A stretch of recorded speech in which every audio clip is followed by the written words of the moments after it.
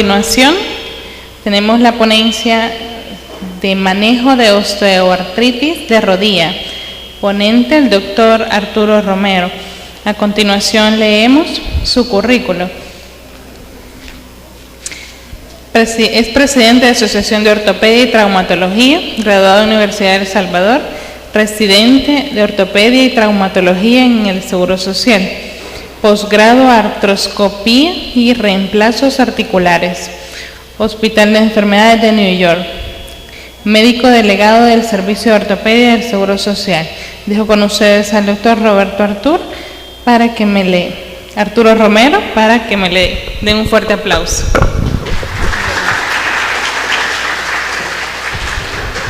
Muchas gracias, buenos días. Veo que ya tenemos más público, más quórum. Bueno, considero yo que es una patología del día a día nuestro y creo que de todos, de la consulta del dolor de la artritis de rodilla, es prácticamente una epidemia, y las estadísticas, incluso en lo que nosotros hacemos ya como en la parte final de la osteoartritis, que es cuando hacemos un reemplazo articular de rodilla, las estadísticas se han proyectado en Estados Unidos que se va a aumentar para el 2030, en un periodo de más o menos de 25 años, en un 600%, la cantidad de pacientes que van a ser sometidos a prótesis de rodilla. Siguiente. Bueno, entre los objetivos de la charla vamos a hablar un poquito de estos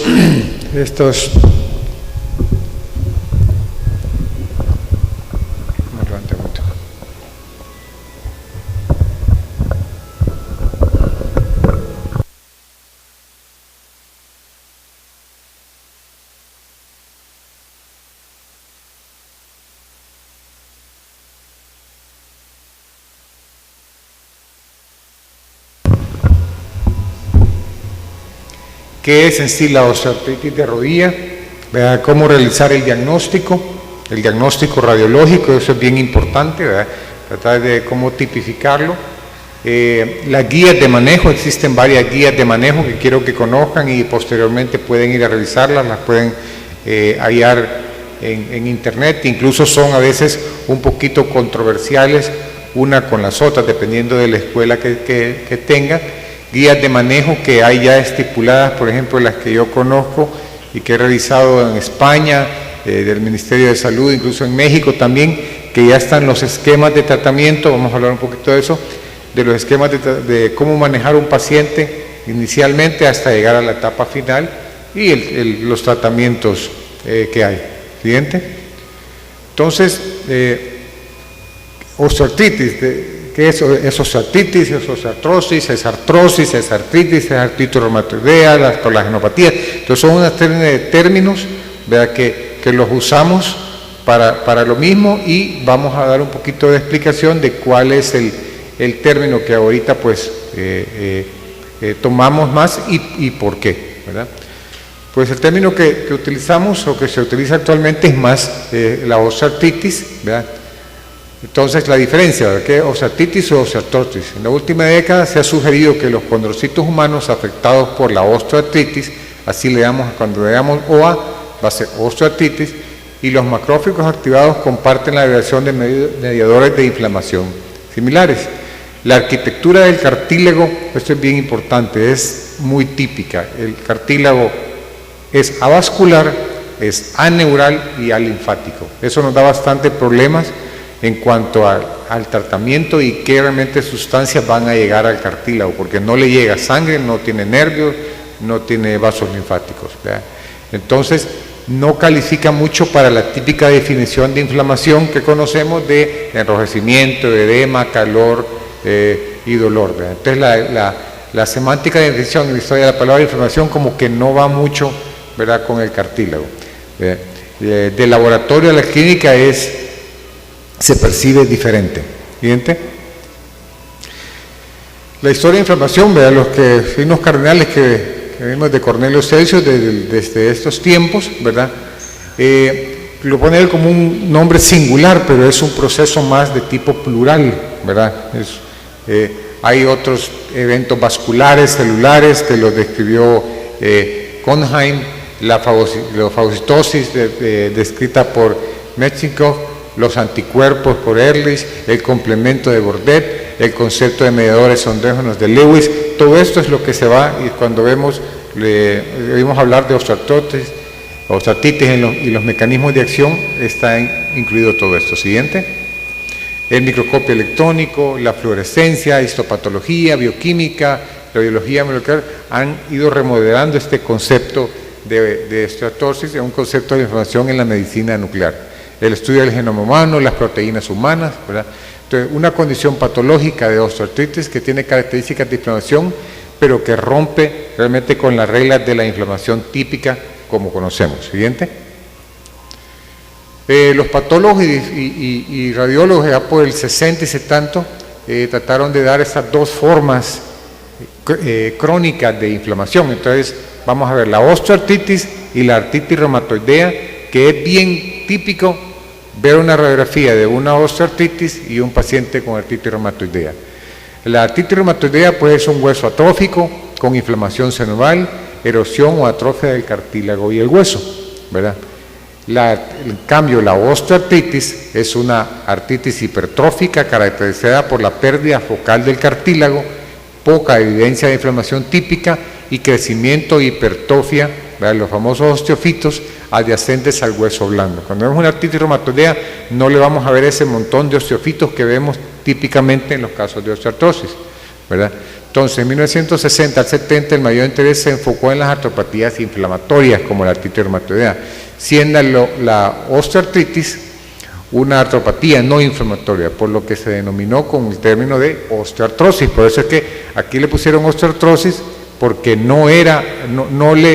como que no cabía la inflamación en el proceso, pero sí vemos que hay un tipo distinto de inflamación y por eso modernamente se llama ahora osteoartritis. Siguiente. Clásicamente la osteoartritis, distinto a la artritis reumatoidea, es considerado un desorden no inflamatorio de las articulaciones caracterizado por el deterioro del cartílago articular y formación de nuevo hueso, con los famosos osteofitos, a nivel de la superficie y los márgenes, ¿verdad?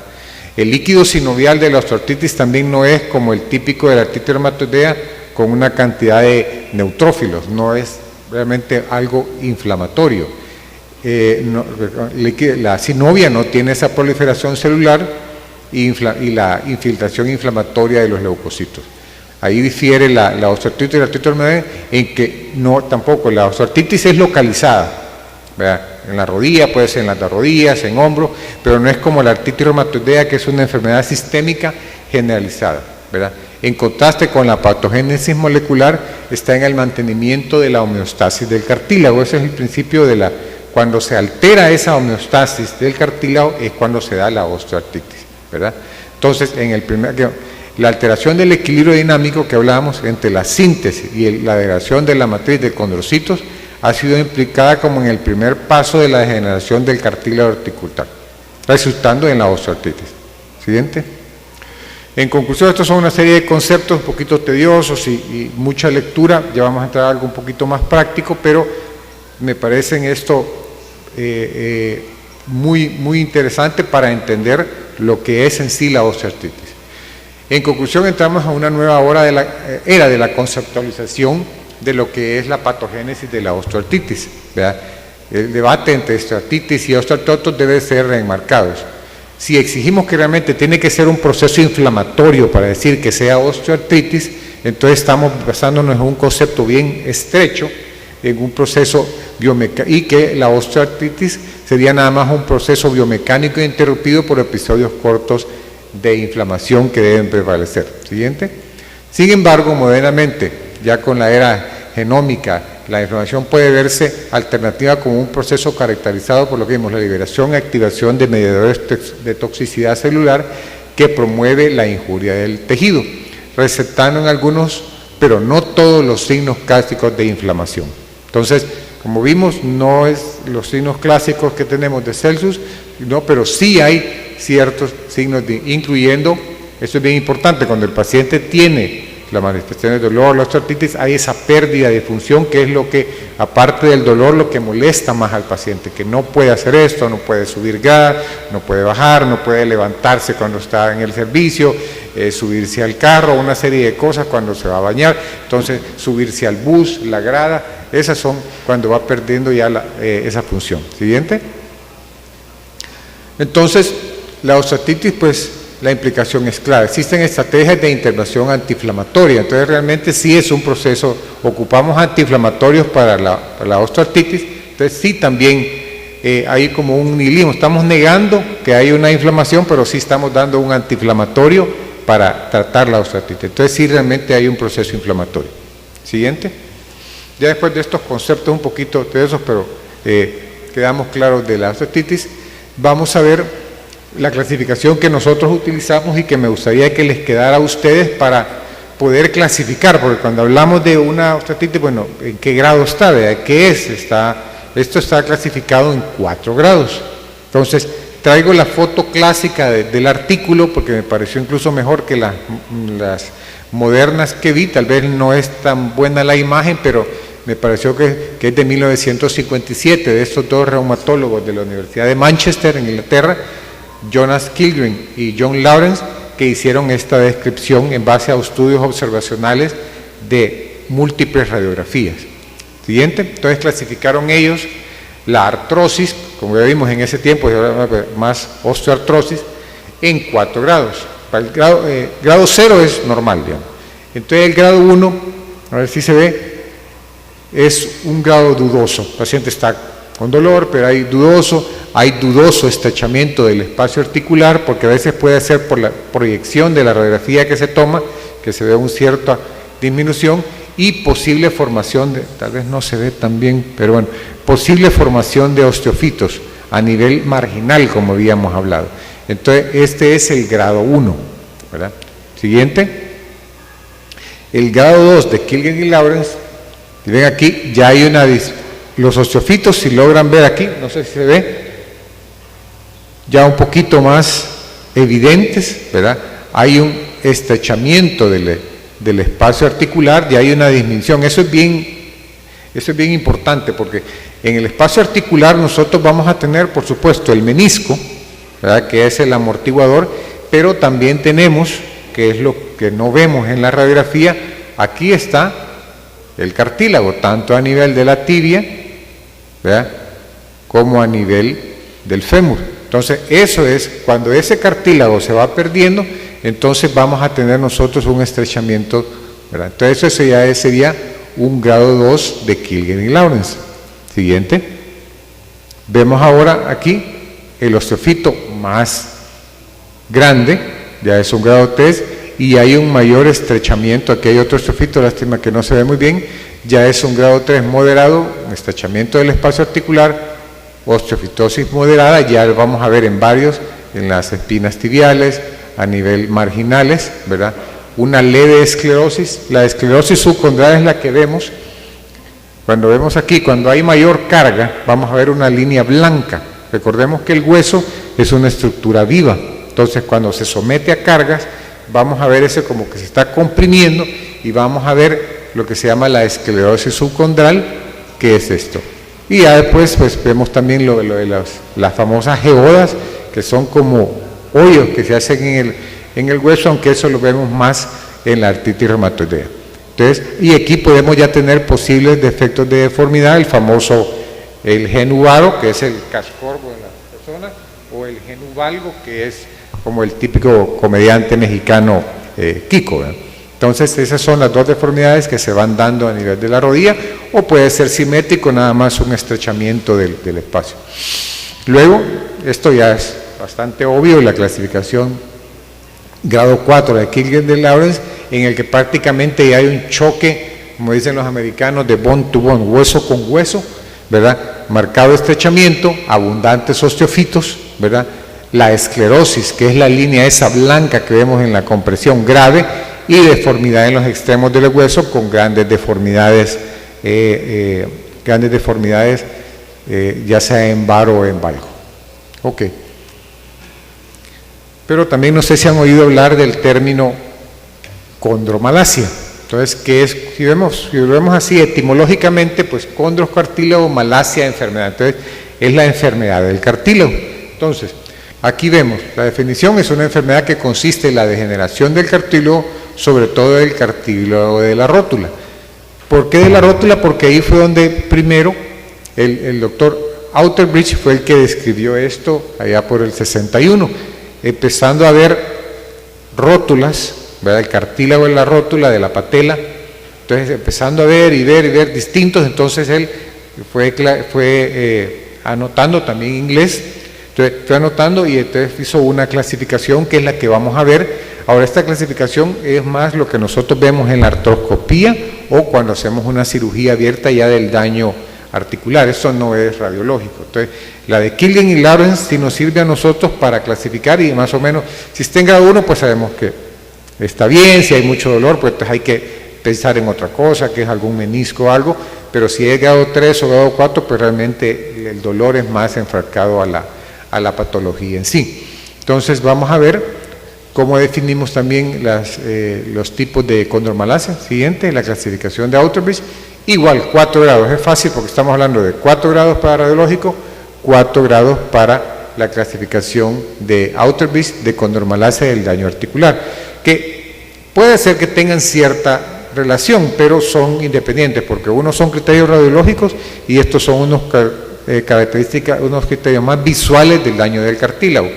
Grado 1 vamos a tener un reblandecimiento, grado 2 vamos a tener como ciertas estrías, grado 3 ya hay una pérdida parcial del cartílago y grado 4 hay una pérdida total del cartílago llegando al hueso subcondral, ¿verdad? La siguiente, aquí lo vemos también, poco, grado 0, normal, grado 1, reblandecimiento, cierta fibrilación, ¿verdad? Ya una ulceración y el grado 4 es cuando lo vemos completamente desnudado del cartílago. Vamos a ver ahora un poco, ya esto es en dibujo, vamos a ver unas imágenes, espero que se vean bien.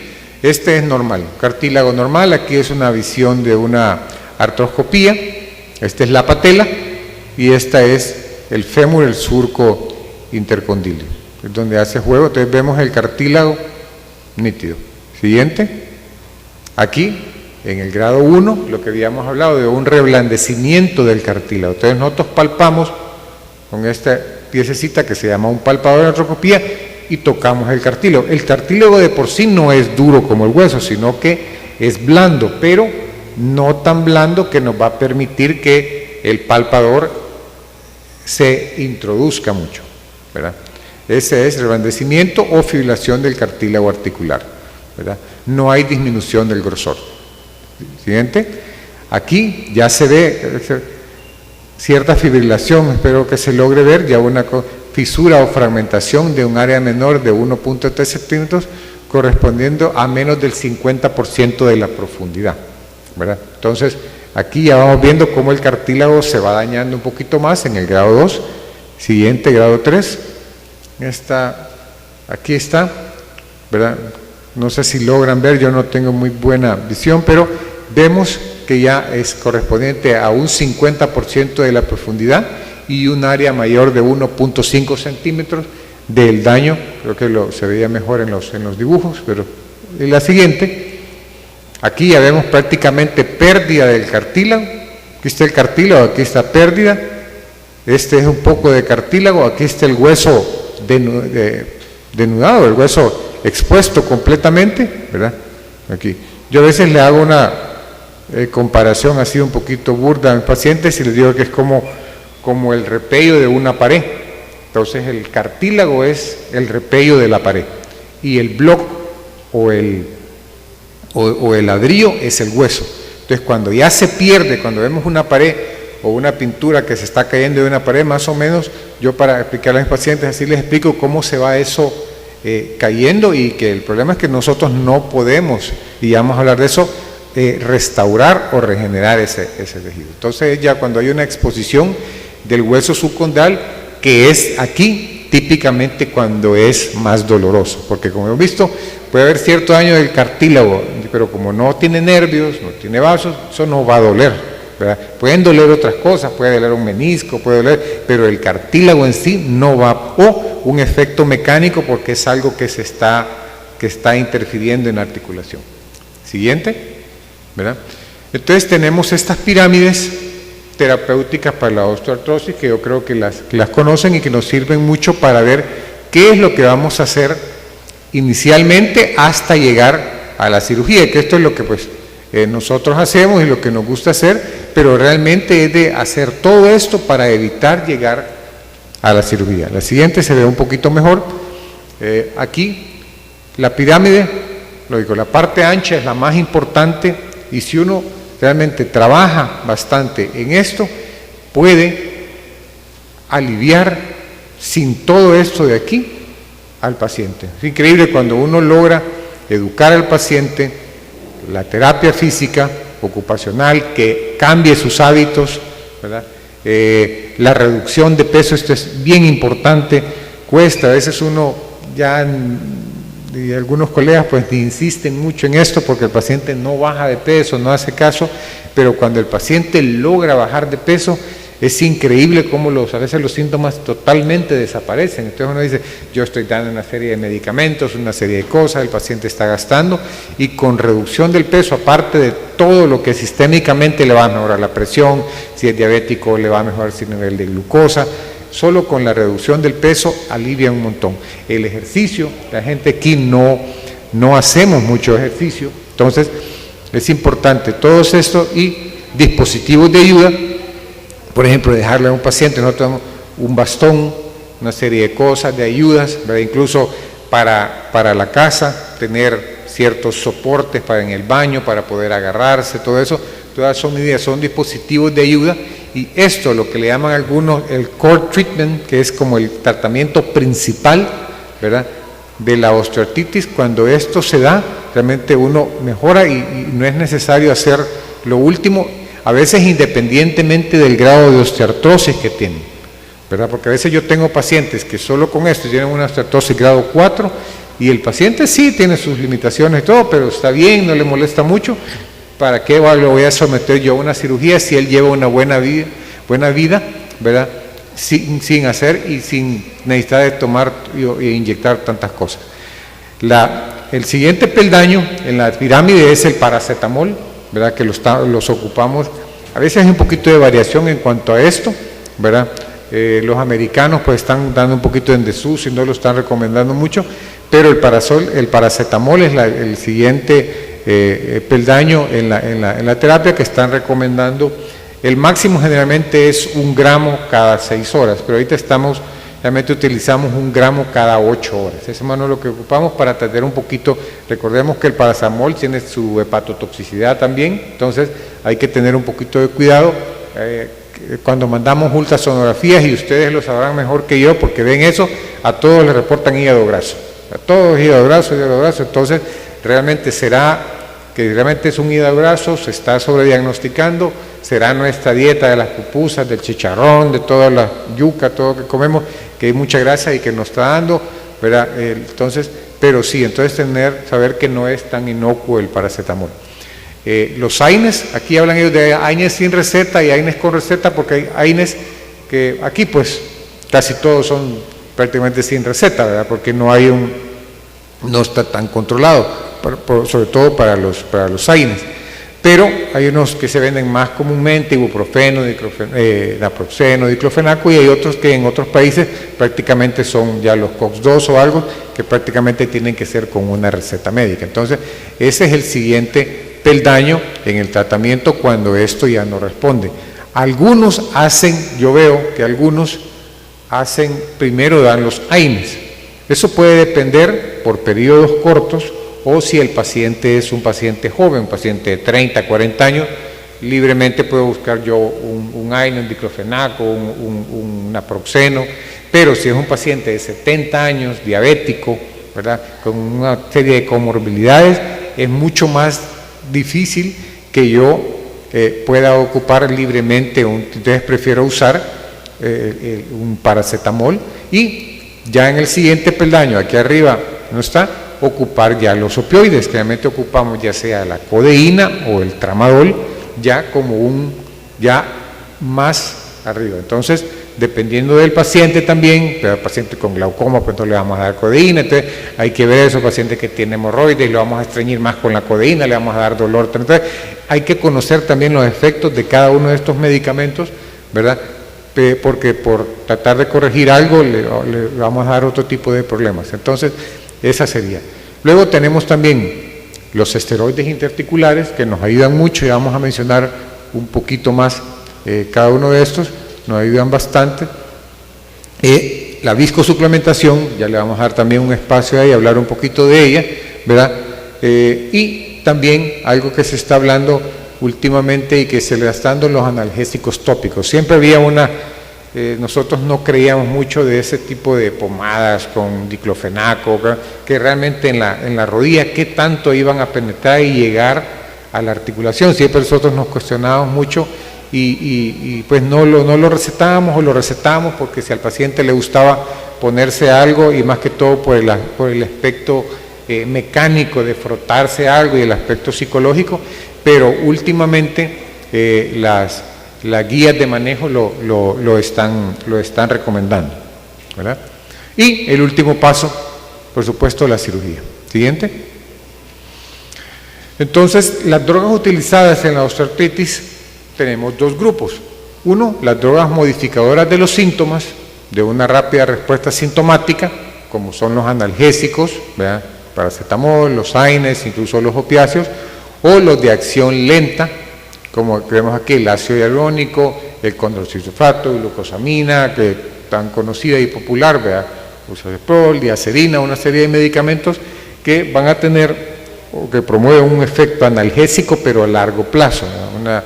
Una glucosamina, una diacerina no va a hacer efecto como un diclofenaco o un paracetamol que va a ser inmediato, sino que el efecto va a ser más tardado. Y el otro grupo, que son drogas modificadoras de la estructura, diseñadas a prevenir, retardar, estabilizar o retroceder el daño morfológico, ¿verdad? Que le llaman también la DMOAD, drogas que modifican la osteoartritis, ¿verdad? Siguiente. En teoría, la modificación estructural puede lograrse ya sea por medios mecánicos o químicos, ¿verdad? Existe una amplia variedad de abordajes posibles, sintomático, aquí los vemos: medicamentos, terapia física, estrategias para educación, terapia nutricional, cirugía. Todos esos son los que pueden modificar un poco la osteoartritis. Siguiente. Vamos a hablar un poquito de cada uno de ellos y después vamos a ver cómo que los consensos, por así decirlo, las guías de manejo que están diciendo, porque eso varía, ¿verdad?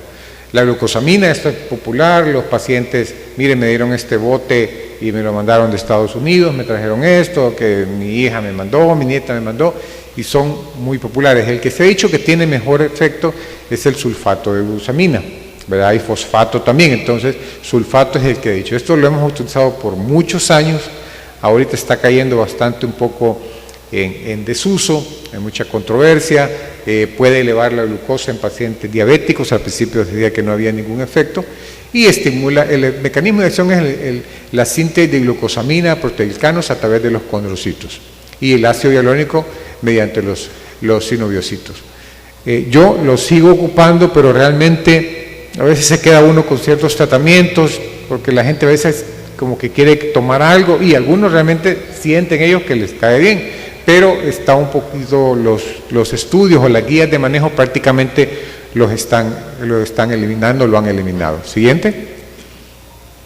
El condroitin sulfato, que va acompañado a veces de la glucosamina, y ahora tenemos incluso, hay una compañía comercial que ya tiene, antes era 1, 2, hay uno que tiene hasta 5 componentes. Entonces tiene condroitin sulfato, glucosamina, MSM, colágeno y no me acuerdo cuál otro. Van haciendo como un cóctel. A mí no me gusta ocupar esos cócteles porque si ya de por sí cada uno de sus componentes no sabemos qué es lo que, si realmente está haciendo su efecto o es controversial, ya no se diga el montón cuál es el que hace efecto, entonces uno no sale de uno. El mecanismo de acción, similar a la glucosamina, ¿verdad? En pacientes artrósicos debe un activante frenal a nivel de los componentes celulares de la inflamación. Estimula la síntesis de proteoglicanos y ácido hialurónico. Siguiente. La duloxetina, este es otro, es un inhibidor de la recaptación de serotonina, pero algunas guías de manejo, me parece que la NICE, que es la inglesa, pues están recomendando este tipo de, ¿verdad?, que son otro tipo de medicamentos, ¿verdad?, que es más como un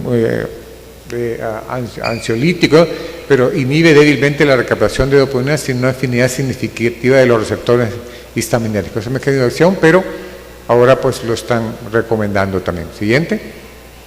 Los extractos no saponificables de aguacate y la soya, no sé si lo han oído, pero es el piascledine, ¿verdad? Es un medicamento de origen francés, ¿verdad?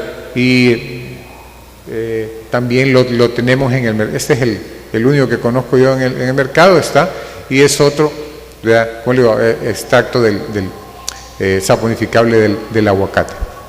Siguiente. Tenemos el colágeno hidrolizado, este tal vez es el último y el que está de moda, ¿verdad? Vino uno y ahora ya lo estamos viendo en varias cosas. Tal vez las señoras o señoritas recordarán más, porque se ocupaba mucho para el tratamiento de uñas, pelo, ¿verdad?, que a veces lo recuerdan, y realmente hace efecto. Entonces, algunos pacientes ya he tenido yo que dicen, mire doctor, me ha mejorado el pelo, las uñas me han mejorado cuando están con este tratamiento. Entonces, habían unos tratamientos populares, digamos, que se compraban y que lo recomendaban para mejorar piel y uñas. Entonces, la colágena hidrolizada es un suplemento empleado comúnmente en el tratamiento de osteoartritis. Ellos no hablan de que sea un medicamento en sí, sino que es un suplemento nutricional. Siempre en estas cosas uno dice, ¿qué tanto es lo que va a llegar el medicamento al cartílago, que es donde yo tengo? Los precursores de estos pues tienen están haciendo los estudios, resonancias magnéticas con unos marcadores, y a través del marcador logran ver que realmente el colágeno llega al cartílago, y en base a eso es el principio que dicen que sí, realmente el colágeno está llegando. La glucosamina, cuando empezó el estudio, lo que demostró es que el seguimiento de pacientes que tomaban glucosamina versus los que no tomaban glucosamina, el que tomaba glucosamina, el estrechamiento del espacio articular el que tomaba era menor que el que no tomaba. Entonces, ahí es donde ellos suponían en base a eso, pero es como inferir algo, ¿verdad?, porque no tenía un estudio celular directamente de que hacía su efecto. El mecanismo de acción, pues, la colágena hidrolizada se absorbe de manera integral en el intestino y se deposita posiblemente en el cartílago y las articulaciones, ¿verdad? Siguiente. El ácido hialurónico es algo también que ocupamos bastantemente, ¿verdad? Hay varios preparados comerciales, el Olter, el Zimbis, el Goon, que se llama el otro. Entonces, ese es lo que es ácido hialurónico, que sabemos es un componente normal del líquido sinovial, ¿verdad? Es un polisacárido polianiónico, es decir, cargado negativamente, conocido también como glicosaminoglicano. Hay ciertas cadenas, de cloruro de sodio. Aquí lo que hablan las casas comerciales, dependiendo del peso molecular. Entonces dicen, dependiendo de cómo sea el peso molecular de ácido hialurónico es de 4 a 6 millones. Entonces hablan de que el que más se asimila, el que tiene mejor peso molecular es este. Ahora, la competencia de ellos, que no tiene este peso molecular, dice que el peso molecular mayor es mejor. Entonces, está siempre en entrever, y algunas guías de manejo incluso pues ya no lo están recomendando. Siguiente, ¿verdad? Es lo que se llama viscosuplementación. No sé si han oído, viscosuplementación es caro, porque no es barato. Estamos hablando de más o menos un tratamiento de $300 o un poco más, pero entonces no son medicamentos baratos, ¿verdad? Pero la función biológica del ácido hialurónico es como ponerle como aceitar la rodilla, por decirlo en un término, ¿verdad? Es proteger, lubricar y proporcionar estabilidad mecánica a las estructuras de la articulación. Esto, la ventaja, si lo queremos ver con el esteroide, es que nos va a durar más tiempo en teoría. Entonces, esto lo podemos repetir al año, o incluso ellos dicen que se puede repetir a los 6 meses, distinto al esteroide, que tenemos un periodo de acción mucho más corto, ¿verdad? El objetivo es restaurar la homeostasis reológica de la articulación, lo cual normaliza el metabolismo. Si vemos esto, pues en concepto está bien, porque vimos cuál es la alteración de la osteoartritis, es ese desbalance, esa pérdida de la homeostasis. Siguiente. Luego, el uso de esteroides interarticulares. Este es un club de revista que dieron nuestros residentes este miércoles, ¿verdad? Es una revisión del uso de corticosteroides en ortopedia y pues hablan del efecto. Esto fue en el 51, fue que se empezó a describir el uso de los esteroides intraarticulares, ¿verdad? Y pues prácticamente es por su potente efecto antiinflamatorio, ¿verdad? Lo mezclamos también con el anestésico, porque si ponemos el esteroide, ese como dice, como que es un truco del ortopeda, porque el paciente llega con dolor, yo le pongo el esteroide no va a hacer efecto inmediatamente y el pinchón le va a doler. Entonces poner anestésico es como un pequeño truco, porque el paciente se va de la clínica contento porque yo le dormí la rodilla, o sea, le anestesié la rodilla, entonces él va contento porque se va sin el dolor. Ahora, en 2-3 horas el dolor le va a volver, ¿verdad? Pero por lo menos de la clínica, decimos nosotros, salió caminando contento, pero de luego va a ser el efecto del esteroide, porque el esteroide sí va a ser un efecto un poquito más prolongado dependiente del que tenemos. El que recomiendan ellos, que tiene menos toxicidad, es la triamcinolona, ¿verdad? Hay varios y hay... el problema de algunos es que tienen como depósitos. Si ustedes ven, el esteroide es tiene como granulitos, como que fue una lechita. Entonces, cuando nosotros operamos las rodillas, vemos todas esas, como que fueran calcificaciones, pero son los depósitos de esteroide que ahí quedan, ¿verdad? Lo vemos casi como que fuera el ácido úrico en los pacientes con gota. Entonces, este es un buen medicamento y lógico, la aplicación pues tiene que ser por alguien entrenado. Sé que lo hacen los reumatólogos con sus medidas de asepsia, que son bien importantes, ¿verdad? Porque eso hay que ver, hay que conocer también.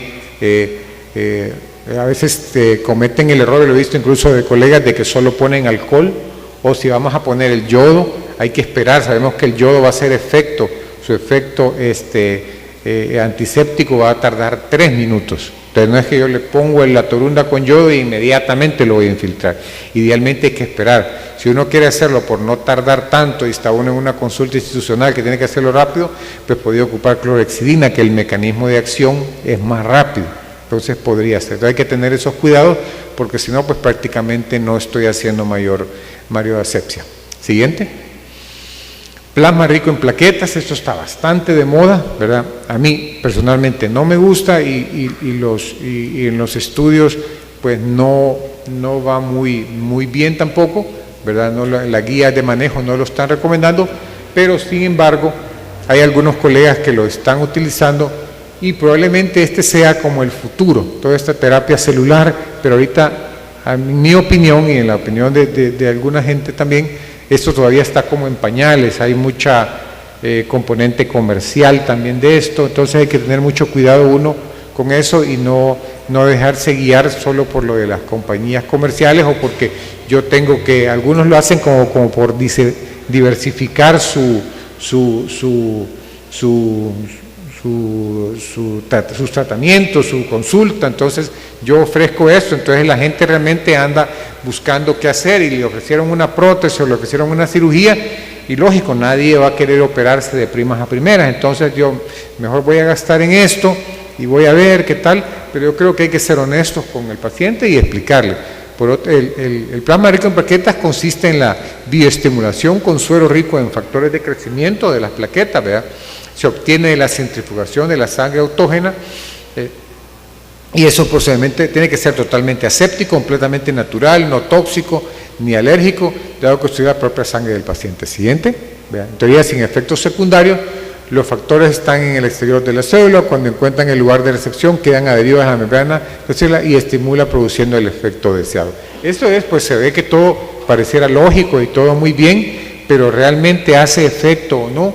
Los concentrados de plaqueta es cuando uno compara los estudios, y esa es la crítica que le hacen, es que cada estudio es distinto, no se sabe realmente qué cantidad de plaquetas están poniendo, entonces yo no puedo comparar. Cuando quiero hacer un metaanálisis para ver si realmente esto sirve, no lo puedo hacer porque hay mucha diversidad, entonces no tengo un tratamiento heterogéneo, entonces no puedo comparar. Tengo un montón de estudios, pero no puedo comparar, entonces no me sirve.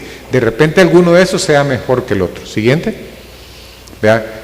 Luego las células madre, que también pues están bastante de moda, estas todavía son mucho más caras, porque el otro es frecuentemente sacar sangre, centrifugar, a veces vienen los kits, eso pues cuesta algo, pero probablemente eso no exceda de una cantidad no muy grande de dólares, pero esto sí ya es más caro, ¿verdad? Se caracterizan por su capacidad de autorrenovación, generar estirpes de células diferenciadas.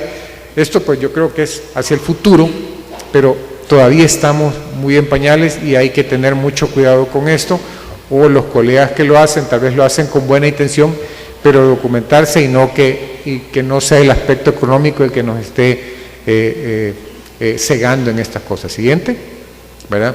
Los mecanismos de acción de las células madres, sabemos que es una célula que se puede diferenciar y eso yo creo que en el futuro, no sé si nosotros lo vamos a lograr ver, pero como unas, y ya, bueno, ya lo estamos viendo, pero ya en una aplicación clínica real, ¿verdad? Y reproducible, que realmente esta célula, nosotros no lo tenemos aquí, pero hay por ejemplo trasplante de condrocitos, se cultiva el condrocito y en ciertos defectos focales, como vimos en las diapositivas, pues inyectamos, ponemos como una gel, una gelatina, que se pega ahí y suturamos como un parche y eso va a hacer que el defecto ese focal pues ayude a que se forme algo. ¿Seguido? ¿Siguiente? Entonces, algo importante el concepto, no existe la regeneración del cartílago. Esto es importante, el concepto que quiero, porque no existe, hablamos mucho de que la glucosamina, que el colágeno, que no sé qué, que regenera. No, eso no existe. Ojalá que en un futuro lo den, pero hasta ahorita no hay nada que nos regenere el cartílago.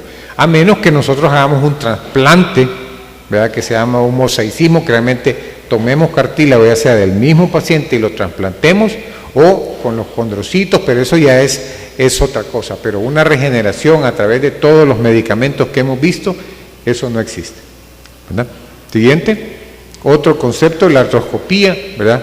No es una alternativa terapéutica para la osteoartritis de rodilla, ¿verdad? No sé qué les va a decir el doctor Villanueva ya después del refrigerio, pero realmente esto no, directamente solo para la artritis, para ir a hacer una toaleta o un lavado articular, esto se ha visto ya desde el 2000, hace 18 años, un estudio en que realmente no ayudaba, realmente esto es más que un efecto placebo, a menos que realmente el paciente tenga ciertos componentes de osteoartritis, tenga un menisco roto, tenga un problema de una plica, tenga un fragmento de cartílago que esté, entonces ya es una cuestión mecánica, porque nosotros hacemos la artroscopía básicamente para cuestiones mecánicas.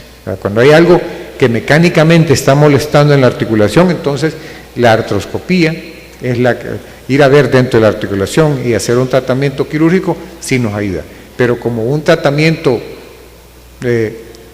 solo por hacer un lavado, realmente eso no funciona. Siguiente. Entonces vamos a ver ciertas recomendaciones y esto es lo que me gustaría que después ya ustedes con tiempo pueden revisar.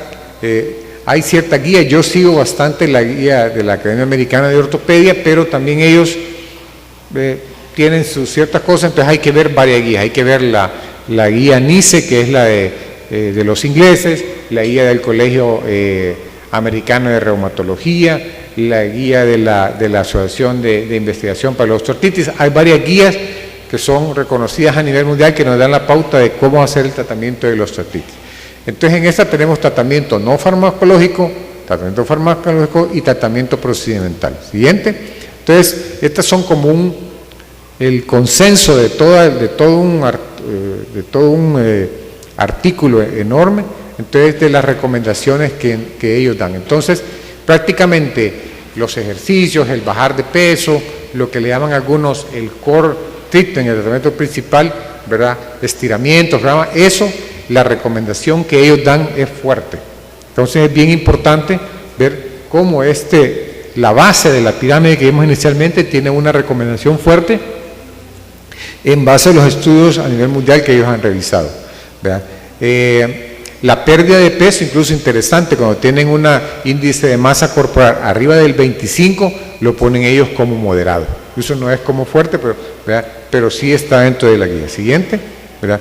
De ahí tenemos otras, en contra de la acupuntura, fuerte, ¿verdad? Entonces ellos van a ver, de ahí hay otras, por ejemplo, agentes físicos de electroterapia, es inconcluso. Entonces ellos van dando, siguiente, van haciendo análisis de cada una de las terapias, de las modalidades de terapia, si es fuerte, si es moderado, si es inconcluso. El siguiente diapositiva. El uso, por ejemplo, de brace, de rodilleras y todo eso, es inconcluso. El uso de plantillas, que a veces ocupamos, la recomendación es moderada, ¿verdad?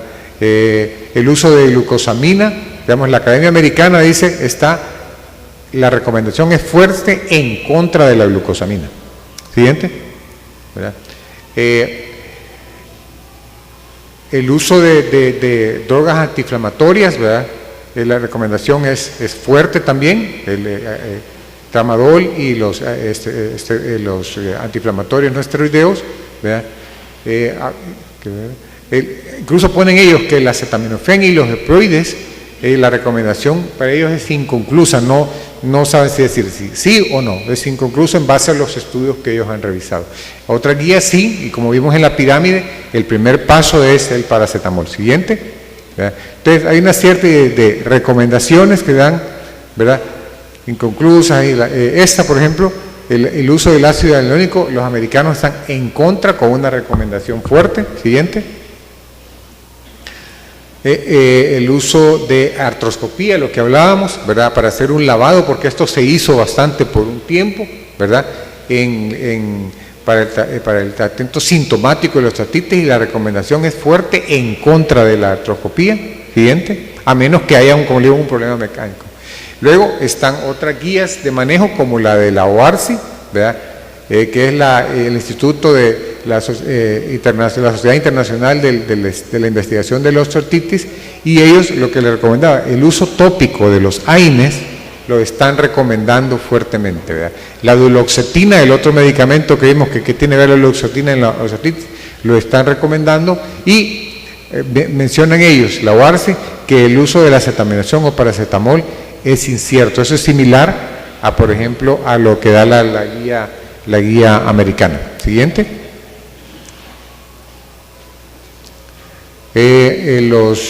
Los opioides orales y transdérmicas son inciertos. La glucosamina y el condroitin no está apropiado, es incierto. Ellos sí recomiendan la balneoterapia, que es la aplicación, por si alguna vez lo han oído, de estos baños termales con minerales. Y la OARS dice que sí es recomendable. Siguiente, ¿verdad? Luego tenemos la guía NICE. Entonces, como he sacado algunos de los puntos, y estas las pueden revisar, son artículos grandes de múltiples páginas, pero siempre tienen un como consenso al final. Entonces uno puede revisar el consenso y ya revisa una de las guías y qué dicen para cada uno de los medicamentos. Entonces tenemos en el NICE, que es del National Institute of Health and Care Excellence. Este es como el Ministerio de Salud de Inglaterra, del Reino Unido.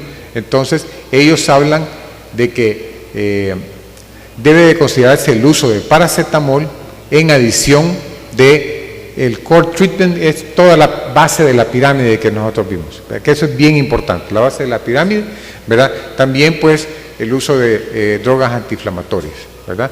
Debe de considerarse lo que hablábamos al inicio, el riesgo-beneficio de este tipo de medicamentos, sobre todo en pacientes con comorbilidades. Siguiente. Y al final de todo, pues, cuando ya esto se da, pero muchos de nuestros pacientes y la gran mayoría de pacientes mejoran con esto. Uno se sorprende cómo mejoran, pero cuando ya el paciente ya no mejora, pues estamos ya en un estadio 4 de Killian y Lawrence, o incluso un estadio 3 radiológico, pero el paciente está muy sintomático, y realmente cuando nosotros operamos vemos realmente que ya era más del grado 3, vemos más de lo que la radiografía nos da. Entonces pues hay que llegar ya a la parte que tal vez nos gusta más a los ortopedas, que es la parte quirúrgica, pero no todas las cosas tienen que operarse, y una cirugía también es un riesgo, es una cirugía grande, le ayuda mucho al paciente, pero tampoco es como que la panacea ponerle metal a una articulación. A nosotros nos gusta hacerlo, pero como que si uno se pone a pensar, hay que tratar de restaurar el cartílago, trabajar en todo eso, está bien,